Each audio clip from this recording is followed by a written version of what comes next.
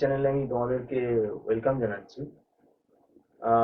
যারা তোমরা B Tech third সেমিস্টারে এবারে উঠেছো, ম্যাকাউট ইউনিভার্সিটিতে যারা পড়ো, কম্পিউটার সায়েন্স বা আইটি যে স্ট্রিমেই তোমরা থাকো না কেন, আমাদের ইনস্টিটিউটে আমাদের এই থার্ড সেমিস্টারের যে অনলাইন টিউশন এটা আমরা স্টার্ট করেছি। তোমাদের তিনটে যে সাবজেক্ট আছে কম্পিউটার সায়েন্সের, সেটা হচ্ছে analogue and digital electronics, computer organisation and architecture আর ডেটা স্ট্রাকচার অ্যান্ড অ্যালগোরিদম। এই তিনটে কম্পিউটার সায়েন্সের পেপার আমরা পড়াচ্ছি। আরও সাবজেক্ট আছে, ইকোনমিক্স হয়তো আছে তোমাদের। তো আমরা যেটা কম্পিউটার সায়েন্স রিলেটেড পেপার সেটাই শুধু পড়াচ্ছি।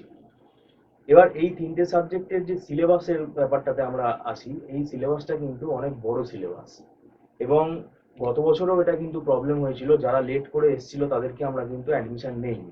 মানে এই ধরো পুজোর পর যারা এসছে তাদেরকে কিন্তু আমাদের একটা সিস্টেম আছে, পরীক্ষার 2-2.5 মাসের মাথায় কিন্তু আমাদের এখানে ম্যানেজমেন্ট এটা ডিসিশন নেয় যে কাউকে অ্যাডমিশন করানো যাবে কিনা। তো কেননা সিলেবাসটা 9-10 মাসের প্রায় সিলেবাস, এটা আমার ব্যক্তিগতভাবে মনে হয়। এবার এখনো যে সময়টা আমরা পাচ্ছি, এই জুলাই মাস থেকে আমাদের যদিও ক্লাস স্টার্ট হয়ে গেছে, 16ই জুন থেকে ক্লাস স্টার্ট হয়ে গেছে। এবার 2023 সালে যারা তোমরা থার্ড সেমিস্টারে উঠেছো বিটেকে কম্পিউটার সায়েন্সে, তোমাদের পরীক্ষাটা ডিসেম্বর মাসে হওয়ার একটা সম্ভাবনা আছে।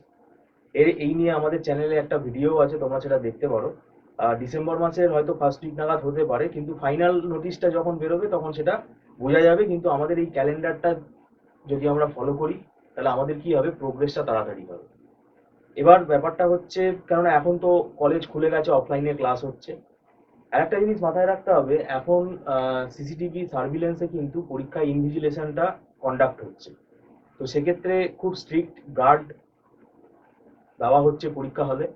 তো সেই জন্য খুব স্ট্রং প্রিপারেশন নিতে হবে যাতে কনফিডেন্স থাকে। আর আরেকটা জিনিস আমরা যেটা খেয়াল করেছি, খুব স্ট্যান্ডার্ড অ্যান্সার লিখতে হবে, মানে খুব অ্যাকুরেট অ্যান্সার লিখতে হবে। উল্টোপাল্টা লিখলে কিন্তু মার্কস উঠছে না, মার্কস কিন্তু ভালো পাওয়া যাবে না। তো এগুলো সম্বন্ধে তোমাদেরকে আমরা ইনফর্ম করছি। আর যদি তোমাদের মনে হয় কেউ তোমরা টিউশন নিতে ইচ্ছুক, তাহলে আমি বলবো তাড়াতাড়ি তোমরা যোগাযোগ করো। কেননা খুব বেশি দেরি হলে কিন্তু সেক্ষেত্রে আমাদের সিলেবাস চ্যাপ্টার অনেকটা এগিয়ে যাবে, তখন কিন্তু প্রবলেম হবে। আর আমাদের অনলাইনে ক্লাস হয়, অনলাইনে আমরা পুরো স্ক্রিন শেয়ার করে পড়াই, নোটসও আমরা প্রোভাইড করি, বিভিন্ন ধরনের বই ফলো করে আমরা পড়াই। এবার একটা স্টুডেন্টের পক্ষে সব বই কেনা সম্ভব না, তারও ব্যবস্থা আছে আমাদের। আমাদের কি হয়, আমাদের টিম আছে, আমাদের মেটেরিয়ালস তৈরি করি আমরা, আমাদের বিভিন্ন হ্যান্ড রিটেন মেটেরিয়ালস তৈরি হয়, বিভিন্ন বই থেকে ইনফরমেশন আমরা গ্যাদার করে একটা মেটেরিয়ালস তৈরি করি। তো সেগুলো ক্লাস নোটস হিসেবে আমরা স্টুডেন্টদেরকে পিডিএফ ফরম্যাটে শেয়ার করে দিই।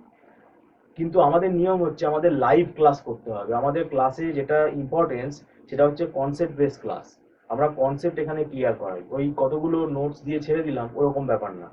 যেটা আমরা পড়াবো, যেটাতে আমরা কনসেপ্ট বেস ক্লাস প্রোভাইড করব, সেইটার উপরে আমরা নোটস প্রোভাইড করি। নোটসটা কি, নোটসটা হচ্ছে একটা রিসোর্স, একটা ফিউচার রেফারেন্স, যেটা পরীক্ষার সময় তোমার কাজে লাগবে। তো এই তিনটে সাবজেক্টের মধ্যে কিন্তু ম্যাথামেটিক্যাল কনসেপ্ট আছে, বিশেষ করে ডেটা স্ট্রাকচার অ্যালগোরিদমের মধ্যেও ম্যাথামেটিক্স আছে। আর এটা পুরোপুরি প্রোগ্রাম বেসড। আর অ্যানালগ ডিজিটাল ইলেকট্রনিক্সের মধ্যেও ম্যাথামেটিক্যাল ক্যালকুলেশন আছে। আর কম্পিউটার আর্কিটেকচারের মধ্যে আমাদের কিন্তু প্রোগ্রামিং কনসেপ্ট বেশি লাগবে। এবং বিভিন্ন আর্কিটেকচার যেগুলো ডিজিটাল সার্কিট দিয়ে আমাদের তৈরি করতে হবে, এগুলো কিন্তু মানে শিখতে হবে, বুঝতে হবে, না হলে পরীক্ষার হলে তুমি বানিয়ে লিখতে পারবে না। তো সেই জন্যই আমি বলছি, দেরি না করে তোমরা নিজেরা পড়া শুরু করো। আর যদি মনে হয় তোমাদের টিউশন গাইডেন্স দরকার আছে, তাহলে তোমরা আমাদের ইনস্টিটিউটে যোগাযোগ করতে পারো, স্ক্রলে ফোন নাম্বার দেওয়া আছে। ভিডিওটা সম্পূর্ণ দেখার জন্য থ্যাংক ইউ সো মাচ।